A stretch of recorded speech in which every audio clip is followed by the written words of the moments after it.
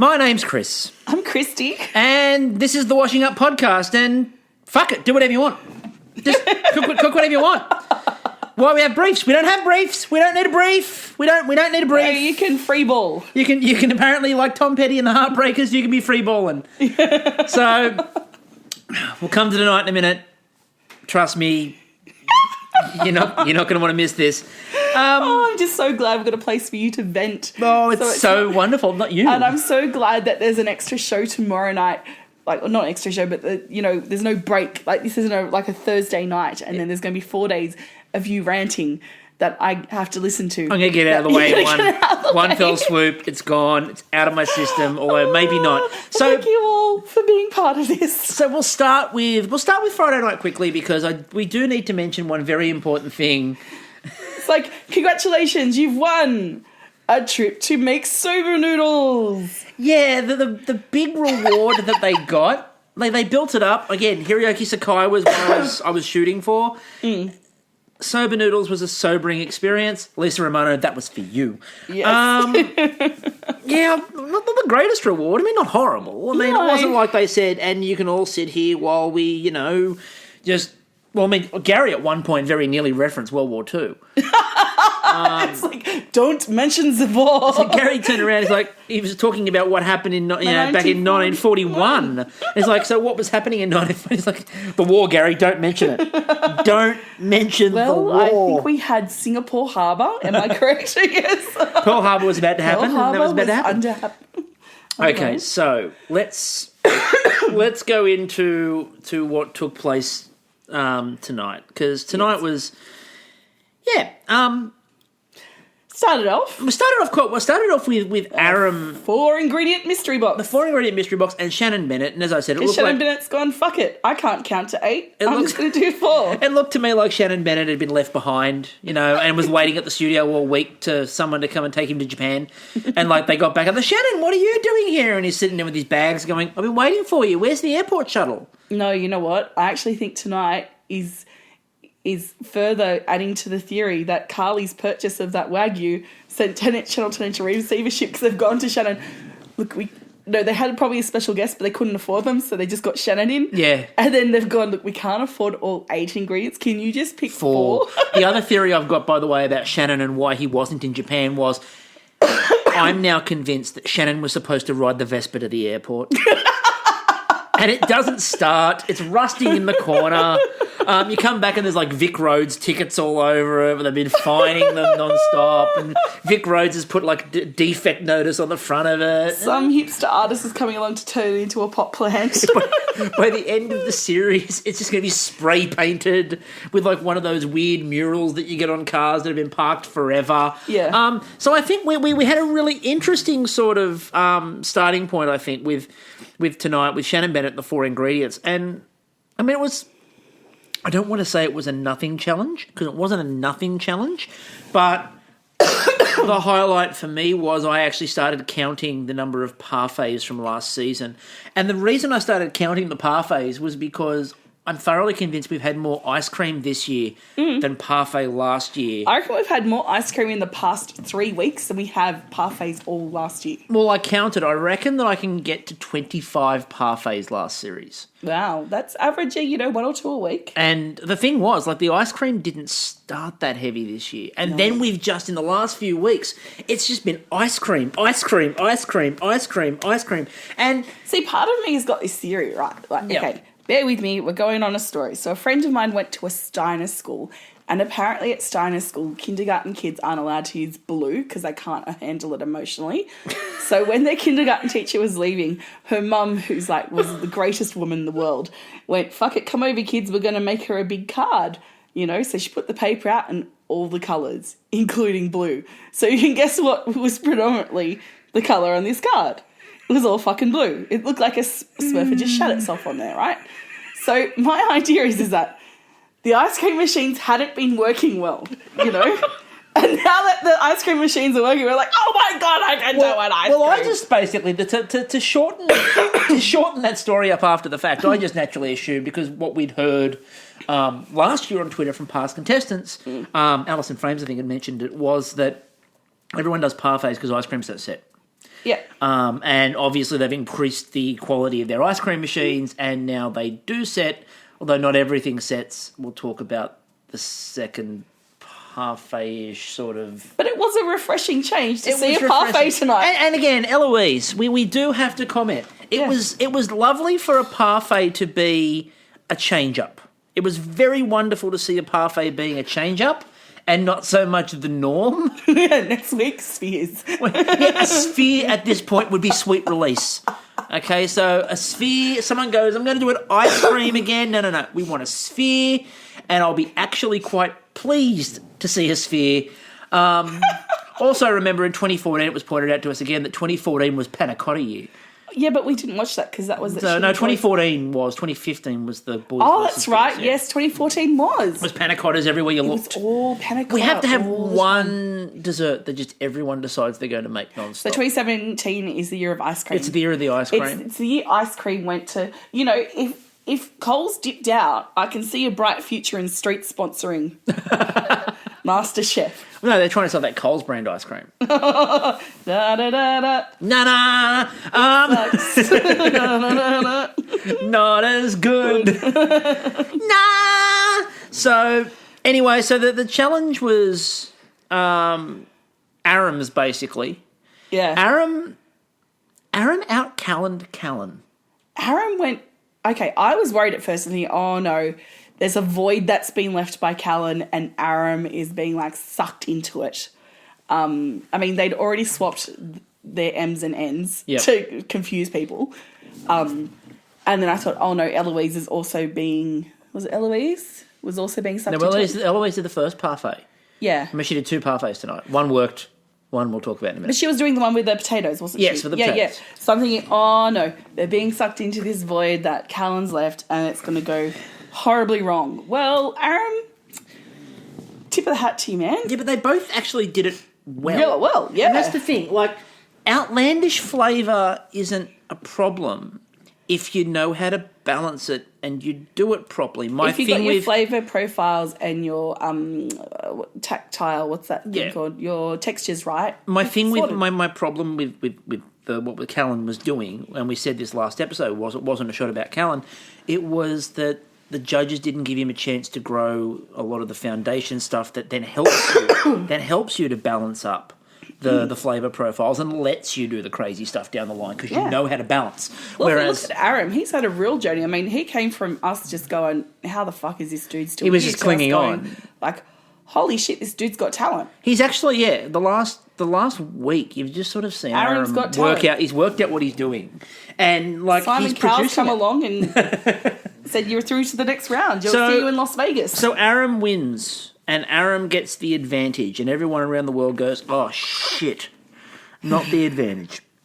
You're so fucked. Not the advantage, because we all know that the advantage isn't an advantage. You don't want the advantage. Pick an ingredient. Except tonight was an actual advantage. Half an hour with Shannon Bennett.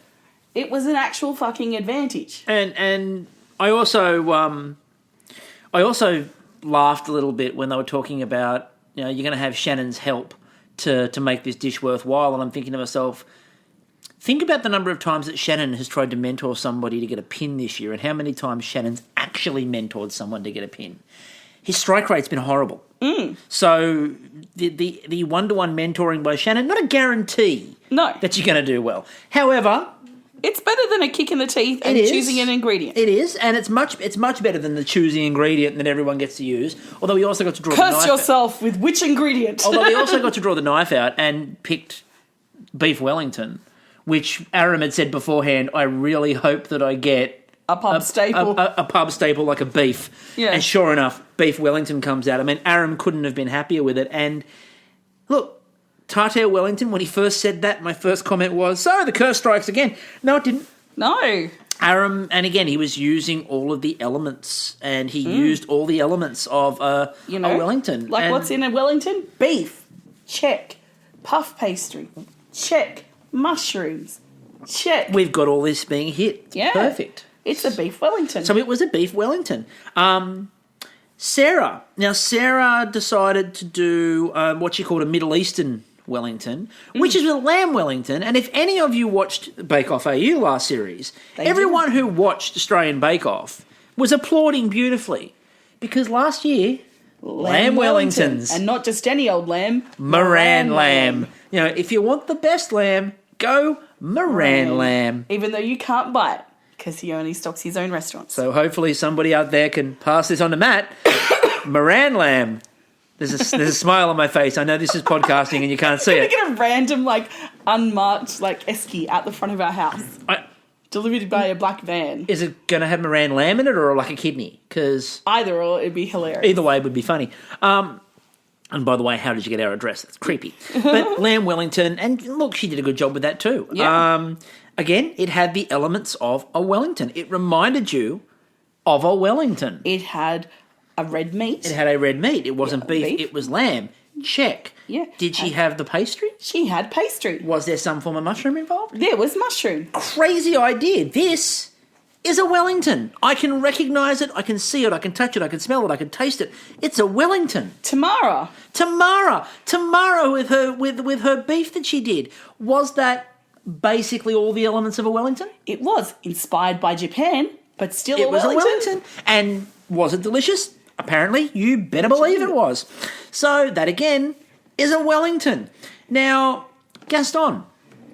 Now, did Gaston use beef? Yes. Did Gaston use mushrooms? Yes. Did Gaston basically do it with the crust? Yes. So did Gaston basically make a Wellington? I'd put that down as a Wellington. We'll come back to that point. Diana. Yes. Now, she used beef. Yes, she used beef. She called it a rangdang pie, though. Now, I have an issue with a rangdang pie because a rangdang pie is not a callback to a beef Wellington. But is a beef Wellington by any other name not a beef Wellington? Or is a rangdang pie by any other name a beef Wellington? Are you trying to be Paul Hollywood or Matt Moran here? I don't know. I'm confused. Okay. It's so confusing. A beef rangdang pie for me is a pie.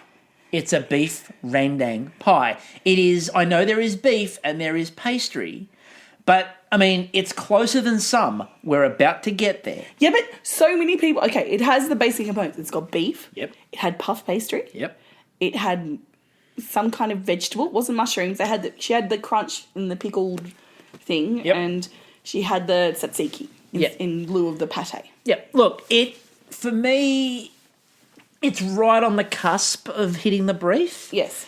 But almost... It had the elements. It had as many elements as Eloise's, Yeah, and let's talk as far about... as I'm concerned, I would have just gone, winner, chicken liver dinner. Except for the fact that we'll come to that now. So, Eloise, and look, we love you, Eloise, but it was a pulled-apart beef Wellington, and it was minus the beef, and as you served it up, I get where she was going for. I know, I get what you were going for, but it looked a little bit more like cat's vomit.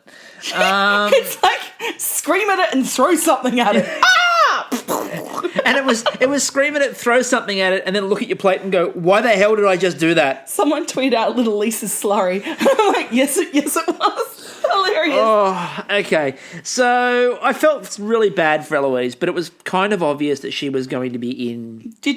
Look, she was always going to be in the elimination for that one, and I don't have an issue with that, even though, again, love Eloise's work. Prefer not to be an elimination. Prefer that she wasn't, but that's perfectly justifiable. And there was one redeeming feature. She didn't pipe it on with For Nathan. Yeah, she didn't write For Nathan. Okay, so... This brings us... Eliza. So, yeah, Eliza's, again, had the strip of beef. Yeah. She had the bit of pastry. Pastry. She had... It was a tomato. Yeah, it was a tomatoey thing, but again, kind of thing. Elements of a Wellington. Yes, I like it. It's good. It's like a deconstructed Wellington. I like that. So, let's go through some ingredients, shall we? Yes. Please. Okay. So, would you find these in a beef Wellington? Hold on. Let me find my recipe. If you got 2 cups of chilled pineapple juice, half a cup of white rum, some coconut cream, some chopped palm sugar, crushed ice, some extra ice to serve, would you have something closer to Carly's dish or a beef Wellington? Wow, that's a tricky one because Carly's dish was on brief. Yes. Apparently. It had pineapple. Check on this recipe. It had the pineapple. Didn't have the white rum. No white rum. But it had coconut. I suggest if Eloise had made it, it would have had some whiskey, but that's a different story. Would Had have coconut, definitely. Sweet, like the sugar. Yep, so the sweet. And icy. Ice, well, if you crush the ice up with the sugar. And the coconut. And the coconut, you've got a coconut ice cream. Okay, you've got the pineapple there. You know what that actually makes? What does that make? It makes a pina colada. Not a Wellington. Okay, so what we can establish here is that what Carly made in her sweet Wellington was... The only element she had in common was the puff pastry. And to be honest with you, what that actually means is that she was taking off Pete's pineapple sausage roll. It was deconstructed Pete's pineapple sausage roll. Okay, enough with that. Let's get down to brass tacks here. Carly was safe. Let's get down to it. Okay, so I have warned people. I'm off the long run. I'm really off the long back run. for this one. You can enjoy. Just you can enjoy. take it away, Nico. So, again, this is not an anti-Carly at all, and people need to understand that anything I say here is not a shot at Carly. No, we love you cooking. Love your The work. judge's responsibility is to set the guidelines and uphold the guidelines. So... One of my colleagues, one of my colleagues from many of the podcasts on the fine Podlantis network, Thomas, tweeted out a few beautiful lines here. This is a lamb shank served raw. It's my take on sushi. A++, well done. This is a deconstructed ice cube. Some call it melted ice, but it's my take on ice cream. Wonderful, I'd put it on my menu. Yeah, I squirted some tomato sauce in a side bowl. It's my take on tomato soup and takes me back to hiking in Nepal. Amazing! And last point he made was, I made a pineapple pastry with coconut dusty and it's my take on a beef Wellington. What Carly made had nothing to do with a Wellington. It had the same shape, but you know what else has the same shape? Fucking pancake. Pancake does too. Why didn't you make a pancake? Right. What Carly made was a pineapple tart. That is not a sweet Wellington. It is a pineapple tart. It is already an existing dish. When Pete made a pineapple sausage roll, they went, this isn't the brief. I don't get it. It already exists. It's already a dessert. No, you haven't met your brief. Put him into an elimination. Carly, who used the pin to get 15 minutes more, might I add on this, then produced what is basically a pineapple tart, and then Matt Preston stood there, and normally Matt's the sensible one, and it really hurts me to sort of look at this. But Matt looked at the thing and went, "Oh no, I can see the roundness there of the pineapple represents the roundness of the beef." Now, what annoyed me the most, and again, I'm going to lay this out in an orderly fashion. By that logic, you could have a hockey puck there. Yep, you could. I referred to this online as the Chloe moment. People get your indigo plates out. Now, in 2016, for those who didn't necessarily watch in 2016, Chloe had got a lot of very positive comments from the judges, which a lot of the time seems to be very favourable. Not saying that they were being overly kind necessarily, but they did seem to be quite favourable, which is fine. You know, she did make some good dishes, but there were some times where the criticism wasn't quite the same level as everyone else's. And there was a challenge where it was blue food. And what happened was... Oh, no, you had to do a colour. It was a colour thing. You got a colour. Colour food. And she decided she was going to go with blue because it reminded her of her grandmother. Indigo, I think you'll find. Indigo was where we went. Yes. So it was indigo and blue, and it was going to be all about her grandmother, which was wonderful and lovely because she remembers the indigo waves crashing out the window. Now, what she then did was make just whatever the hell she felt like making. It was white. I think it was and decided that she was going to put it on an indigo plate. I was about the snow, remember? Yeah. And then she made a snow to go over it, but there was no fucking indigo plates. Yeah. So then she came up and cried and talked about the fact that she was going to use an indigo plate to represent it. And they went, that's okay. We get the idea of the imagery. Not a single thing on the plate matched the brief. And they put it through. And they said it was a wonderful dish and it was worthy of her grandmother and it wasn't that wonderful. Now, the problem for me tonight, and yes, everybody is well and truly aware that I am a huge fan of Gaston. However, he used every element of a Wellington. Mm-hmm. And the response was, no, you've missed the brief completely. You've just made this Dutch thing. Right? Now, again, if you're holding everyone to the same standard... Then Diana... You made a fucking Rang-Dang pie. Diana was in the bottom three too. Yeah, no, but she made a Rang-Dang pie. But the problem is, then one of, and not just saying Gaston should be, one of Gaston or Diana should not have been in the bottom three. Because Carly should have been in their place because she did not answer the brief. It is not about it tasting bad. It's not about her not being able to cook, because obviously it tasted good because it's Carly and she definitely can cook. She's one of the most skilled chefs in this competition, but she didn't meet the brief. And the judges let her get away with it. So if you don't meet the brief, how can you be successful in the challenge? Why are we bothering setting briefs? Why are we bothering with judging? Why do we have briefs? They obviously don't want to support their balls. Apparently not. So what this is about, it comes back to what we talked about the other week. We said consistency. And we need consistency. We do. And what we didn't get tonight was consistency of judging. It just seems to be a bit arbitrary. Again, Pete, a couple of weeks ago, does that pineapple sausage roll, which we all agreed was no, in terms of it didn't hit the brief. And they went, that doesn't hit the brief. She does a pineapple tart for a beef Wellington challenge. It hits the brief. I just want consistency. Yeah, And again, it's not, and for me personally, it's not on the contestants. It's on the judging. And the reason it's on the judging is because normally when you've missed the brief, if you miss it that badly, the judges stop you and go, I don't think you've hit the brief. And they sort of hinted at it with her, but didn't say much more. No. And then when they went to judge it, went, nope, yep, I can see that. Yeah. Right, and then enabled it. Whereas it's their responsibility to go, no, this is what we asked you for. Yeah. Produce it. To use Bake Off as a reference. Yes. If you get a eclair challenge. Yes. And you have to make 12 eclairs. Mm-hmm. And you produce a petit four. That's not an eclair. That's not an eclair. It can be the most brilliant petit four around. It's not an eclair. No. It's got to have some horseshoe pastry. So you've got to have what the challenge sets out. That was the problem.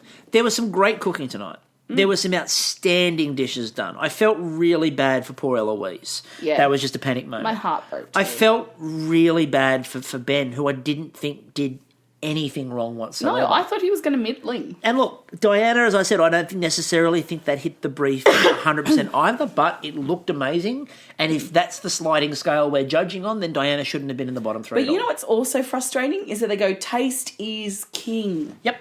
Is taste king? No, apparently not. No, it's not. So overall, the problems with tonight's episode is it's especially as we get towards finals week. Yeah. So we're in the home run now into finals week, and we want to be able to. We want to have some trusted RFs. You want to know that the grand final, for example, is going to be judged equally. Yeah. And you don't want them to sort of. And they can from time to time appear, and again, this is not saying they do, but they can from time to time appear to lean one way or lean the other way, and it changes from time to time. Yeah. But they can appear to lean, and it doesn't, for me personally, I don't think it's a good look to have somebody not hit the brief and you tip it over. Yeah. So with that in mind, tomorrow, the elimination challenge tomorrow is going to be really difficult. See my nest. It's got a zillion components. It's good to see Kylie back. Yeah. I like Kylie. Again, I really wanted Kylie to do well in her year. And it's good to see her go on to things. So tomorrow night, wow, what a high-end, high-tempo challenge that's going to be. You've got Gaston, you've got Diana, and you've got Eloise, and I don't really want any of those three to go home. No, I've said that one of them definitely and one of them maybe is in my top three. So, But at this point as well, we've reached the point where it's like kill your darlings. You are going to start killing your darlings, I know that. And then I think the other interesting part for me is then who's up for, the immunity challenge. Yeah, we've got Aram and there's Eliza and Tamara. And again, before people online decide to start with Tamara hate, she knocked it out of the park tonight. She did. She cooked well tonight. And as we've said, Eliza has just been consistently good. Yep. And the third one, our MVP of this episode, Aram. Just Aram. I've got respect for that man now. Serious cooking chops suddenly. I'm going to have to listen to my niece. I mean, she's backed him. She has. Your niece has backed Aram all the way. She's backed Aram and Carly. So... Yeah, well... Well, both of them were safe tonight, so that's fine. No, it was. I mean, again, as I said, it's more about the judging than the contestants tonight. I think everyone actually did a fairly decent job. Even poor Eloise with that not setting. In future, just don't put it on the plate. Don't do it. Listen to the inner voice. Don't listen to the outer voice after you put it on the plate that yells out, "Why did I do that for?" Regrets. I have a few, and then again, too few to mention. Well, one I'll mention. Putting it on the plate. So before we go, there's two things we need to talk about. The first is on Tuesday we'll be doing 2 episodes. Yeah. Not going to say who, but Tuesday will feature, hopefully, fingers crossed, it's been confirmed, but of course we always fingers crossed anyway, a very special guest. Yes. So we'll be doing a special guest episode on Tuesday. We're not going to say who. We're not even going to hint at it. Just keep peeled on that one. Mm-hmm. And then, of course, on Tuesday we'll be doing our normal show post-elimination and post-immunity. Yes. So that should be good fun there. The second thing that we really want to mention tonight, and it's a very important thing, and we know the show's been, a little bit more down than normally it would be, but I really want to finish on a positive. Yes. And this is the biggest positive I can think to finish on. Yes. Friend of the show, Beck Pobji, occasional co-host, occasional stand-in, yeah, all-round swell person. Beck Pobji, through her culinary school, has the opportunity to go to Japan. How exciting! At the tail end of MasterChef Japan Week 2, so that'd be awesome. I know. So she can say konnichiwa, bitches. And yeah, stuff. So I know for a fact that she's already working with Duolingo to learn some Japanese. Excellent. Which should be good fun. On our Twitter page at The Washing Up, what we've done is we've pinned at the top of the page there. Beck has got a fundraiser going on through PayPal for any donations that anyone can possibly spare to help her manage to get to Japan. It is an incredibly worthy cause. Beck is an incredibly wonderful person. If you just want to see someone who, she's a mum, she's, raising 3 kids, and also doing pastry school and, trying to fight for her dream. It'd be great just to get... Again, see someone go forward and she's do something working, awesome. She does some amazing stuff. She's on Instagram. I think it's a Bake Pobji. Yes. We'll put a couple of links out to that too if you can see some of the stuff that she bakes. It's incredible. Genuinely wonderful person who really deserves this. So if you could give anything at all, no matter how small, any amount of money will help. And yeah, we all like cooking. We all like cooking. We all like people who cook. We watch them on a TV show. We like it so much. Exactly. You know what I bet you could make? I bet you can make a wonderful pineapple tart. Pina colada tart. A pina colada tart, otherwise known as beef Wellington. So, and having brought it all back around there, I think that it's probably time to disappear for now. We will be back, as I said, next week with 2 episodes on Tuesday. Touch wood. Touch wood. We're both hitting ourselves in the head right now. So touch wood. Back with 2 episodes on Tuesday.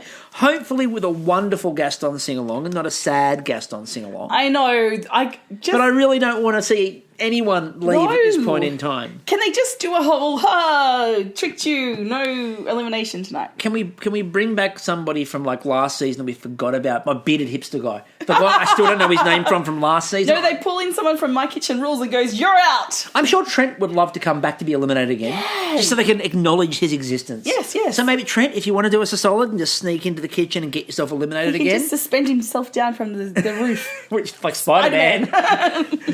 Trent descending. I've just got this image that for every episode between now and the end of the series, it's going to be a bit like Where's Wally? Mm-hmm. And Trent's just going to secrete himself somewhere in the back of a shot and you've got to find him. Do you reckon, right, he's actually like set himself up like an Autobot, and he's like the scooter out the front. No. He's not the Vespa. I've got a better idea.